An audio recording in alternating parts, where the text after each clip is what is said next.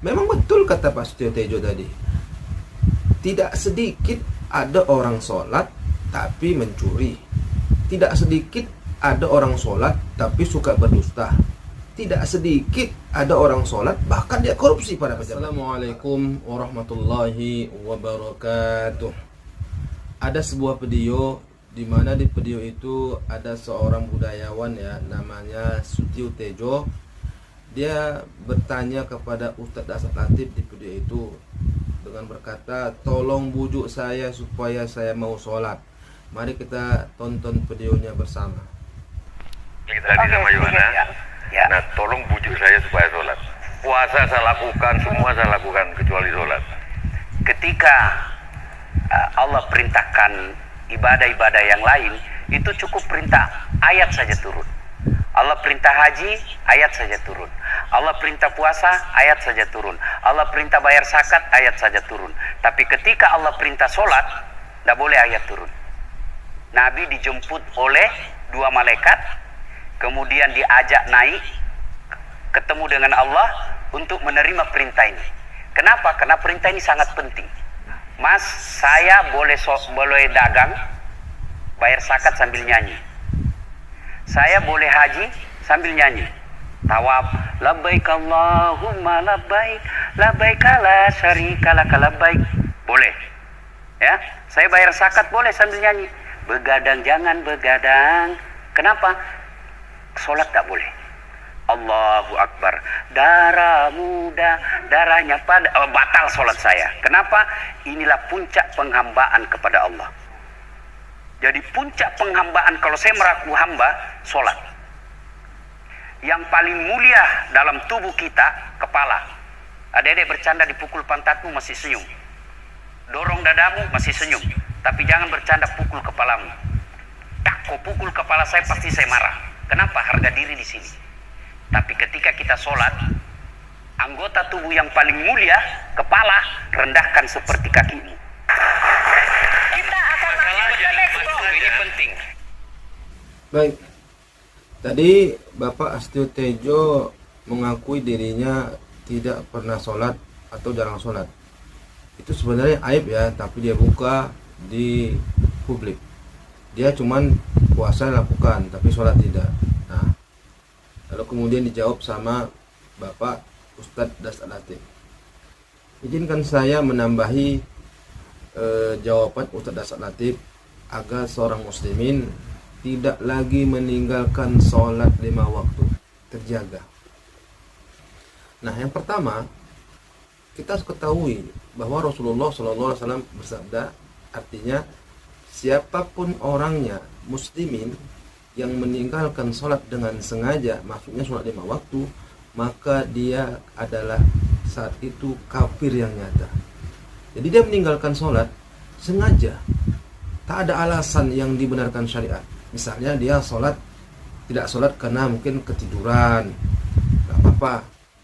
Atau dia gila, meninggalkan sholat, apa-apa, karena orang gila tak wajib sholat. Atau masih anak-anak. Jadi 3 ini yang boleh meninggalkan sholat. Sisanya muslimin haram bagi mereka untuk meninggalkan sholat. Kalau dilakukannya dengan sengaja, maka derajat dia menjadi kafir nyata. Kafir nyata maksudnya apa? Dia melawan hukum Allah Subhanahu wa taala karena tidak mau melaksanakan ibadah sholat. Bahkan ada sebuah pendapat dari mazhab Syafi'iyah, kalau seorang ayah yang sering meninggalkan sholat berarti namanya fasik. Nah, seorang yang fasik tidak sah menikahkan putri kandungnya kepada pria. Coba. Jadi kalau misalnya nanti seorang wanita menikah, kalau bisa walinya itu jangan orang yang fasik. Walau sebagian pendapat ulama lain membolehkan, tapi ada sebagian yang lain mengatakan bahwa seyogianya seorang wanita dinikahkan oleh walinya yang tak pernah bolong sholatnya, artinya bukan fasik, begitu. Itu yang pertama ya, yang harus diketahui seorang muslimin, bahwa kalau tak sholat dengan sengaja ditinggalkan, maka kafir yang nyata. Lalu kemudian yang kedua, kita perhatikan di dalam Al-Quran surah Al-Baqarah juz 3, la ikraha fiddin, tidak ada paksaan dalam agama. Ya, memang dalam agama Islam tidak ada paksaan. Makna ayat itu begitu. Orang kafir, non-muslim, tidak ada paksaan bagi mereka untuk memeluk Islam. Tetapi ingat saudara, kalau seorang itu sudah masuk ke dalam Islam, maka dia dipaksa untuk melakukan ibadah yang wajib di dalam Islam. Salah satunya adalah salat. Nah, perlu disadari seorang muslimin, kalau dia sudah masuk Islam, maka Allah paksa dia untuk salat. Kalau dia sudah balik, kalau sudah berakal, sudah dewasa, maka dia dipaksa Allah Subhanahu wa taala supaya salat di waktu. Kenapa dikatakan dipaksa? Kenapa disebutkan bahwa seorang muslim itu dipaksa untuk salat? Karena ada ancamannya. Kalau tak sholat, neraka sakor. Kalau nggak sholat, ini hukumannya. Bahkan diancam jadi kafir nyata. Itu yang kedua. Jadi seorang muslimin Allah paksa untuk sholat. Jadi yang kemudian yang ketiga, kalau kita sholat dapat mencegah diri kita dari perbuatan keji dan mungkar. Allah Subhanahu wa taala berfirman, wa aqimus shalah innas salata tanha 'anil fahsya'i wal munkar. Jadi keuntungan dari salat yang kita lakukan, apalagi kita lakukan itu dalam keadaan khusyuk, tepat waktu, berjamaah, maka keuntungannya akan kembali kepada kita. Pertama, akhlak kita jadi mulia, kita memiliki akhlakul karimah, hubungan spiritual kita kepada Allah luar biasa. Lalu kemudian akan muncullah merasa diri kita menjaga perbuatan kita dari yang dilarang Allah Subhanahu wa taala. Maka biasanya orang yang rajin sholat, orang yang sholatnya terpelihara, orang yang sholatnya terpelihara berjamaah, apalagi, maka akan terjagalah insya Allah. Maka orang itu akan menjaga dirinya dari sesuatu perbuatan yang dilarang Allah Subhanahu wa taala. Jadi kalau ada orang rajin sholatnya, rajin puasanya, beribadahnya rajin, bahkan sholat berjamaah rajin, tapi terus berbuat maksiat kepada Allah, maka berarti ada masalah dalam sholatnya. Cuma 3 ini aja, insya Allah. Kalau kita tahu yang 3 ini, maka siapapun yang mendengar video ini akan memelihara sholatnya. Kalau boleh tambah satu lagi, yang keempat, kita sebagai muslimin jangan hanya kita anggap sholat ini sebagai kewajiban, tapi kita anggap juga sholat ini sebagai kebutuhan kita. Seperti minum itu kebutuhan, makan itu kebutuhan. Tak ada orang meninggalkan minum, bahkan tak ada orang meninggalkan makan. Pasti dia akan makan, kalau nggak makan pasti mati. Tak ada orang yang meninggalkan minum, kalau nggak minum pasti haus dan mati. Maka anggaplah sholat itu seperti minum, anggaplah sholat itu seperti makan. Kita membutuhkan makan, kita membutuhkan minum, kita membutuhkan sholat, supaya hubungan spiritual kita kepada Allah menjadi luar biasa, menjadi dekat. Insya Allah. Kita lanjutkan mendengarkan video tadi.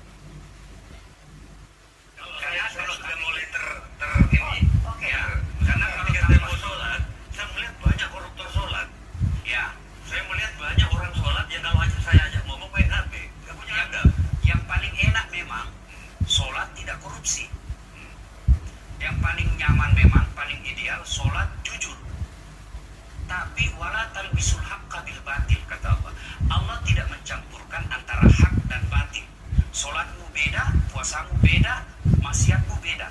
Itulah sehingga Allah hadirkan 2 malaikat, rakit dan atid, mencatat yang baik di baik, yang salah salah. Tapi ini setan kan tidak membiarkan itu. Maka setan masuk. Nah, dia sholat tapi dia bohong. Tapi Allah Maha Adil, maka ditimbanglah nanti. Nah, jadi kalau ada orang dia nggak sholat gara-gara melihat masih ada orang sholat koruptor, untuk apa aku sholat kalau koruptor juga nanti? Lalu kemudian ada orang melihat orang sholat tapi main HP, nggak beradab lagi tuh orang cakap dia main HP. Memang betul kata Pak Setio Tejo tadi, tidak sedikit ada orang sholat tapi mencuri. Tidak sedikit ada orang sholat tapi suka berdusta. Tidak sedikit ada orang sholat bahkan dia korupsi pada pejabat kita. Kalau dilihat dari sholatnya, sholat 5 waktu tapi masih mencuri. Nah, kalau seperti itu, yang salah itu bukan sholatnya. Lalu kemudian Pak Setio Tejo tak mau sholat. Ngapain aku sholat? Toh ada orang sholat mencuri juga. Ngapain aku sholat? Toh yang sholat masih masuk penjara juga. Ini penilaian keliru. Nah, kalau ada kita perhatikan orang sholat tapi mencuri, orang sholat tapi berdusta, orang sholat masih berzina, berarti ada masalah dengan sholatnya. Itu saja. Berarti ada masalah dengan sholat seorang itu. Dengan pejabat muslimin yang rajin sholat itu tapi dia masih korupsi, sholatnya ada masalah. Kalau sholatnya itu betul-betul murni ikhlas karena Ta'ala, maka insya Allah sholatnya akan menjaga dirinya, sebagaimana yang kata Allah tadi dalam firman-Nya, inna sholata tanha 'anil fahsya'i wal munkar. Sholat dapat menjaga seorang muslimin dari perbuatan keji dan mungkar. Ada orang sholat tapi masih berbuat mungkar. Yang salah ini berarti Allah membohong ini. Kata Allah, kalau ada orang sholat, rajin sholat, sholatnya nggak tinggal, maka akan tercegahlah dia dari perbuatan keji dan mungkar. Buktinya ada juga orang sholat 5 waktu masih berdusta, masih menipu, masih korupsi. Yang salah berarti ayat ini bohong. Bukan ayat yang bohong, tapi manusianya itu yang nggak jelas. Ada masalah dengan sholatnya. Itu saja. Maka sebagai muslimin, mari kita perbaiki sholat. Dan hanya sebagai sholat, tunduk, rukuk, segala macam, kita harus perbaiki. Kita harus belajari ilmu sholat itu. Insya Allah, kalau sholatnya tidak bermasalah, sholatnya dilakukan dengan betul-betul niat ikhlas kepada Allah Subhanahu Wa Taala, tanda seorang itu rendah di hati Tuhannya, maka insya Allah kalau kita lakukan sholat itu dengan hati, dengan keikhlasan, dan kita kuasai ilmu sholat itu, insya Allah maka seorang muslim itu akan terhindar dari perbuatan keji dan mungkar, sebagaimana diperintahkan Allah, wa aqimis shalah innas salata tanha 'anil fahsya'i wal munkar. Terima kasih. Wabillahi taufiq wal hidayah. Assalamualaikum warahmatullahi wabarakatuh.